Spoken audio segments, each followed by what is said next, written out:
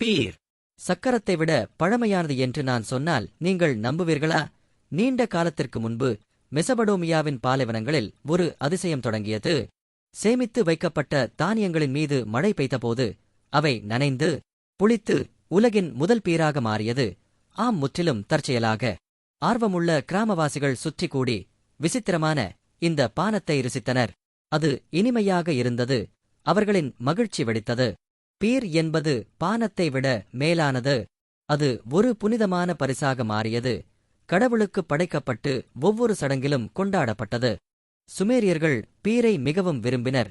அதற்கு ஒரு தெய்வம் கூட இருந்தது, நிங்காசி. அவர்கள் மகிழ்ச்சியான பாடல்களை பாடி அவளைக் கொண்டாடினார்கள். இன்றைய பீர் போல ஆரம்பகால பீர் தெளிவாக இல்லை. அது அடர்த்தியாகவும் தானியங்கள் நிறைந்ததாகவும் இருந்தது, கிட்டத்தட்ட ரொட்டி குடிப்பது போல.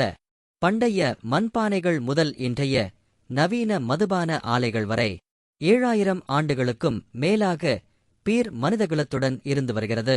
ஆனால் நினைவில் கொள்ளுங்கள், அதை மிதமாக ருசிப்பது மட்டுமே நல்லது. Please like and subscribe OG Reels.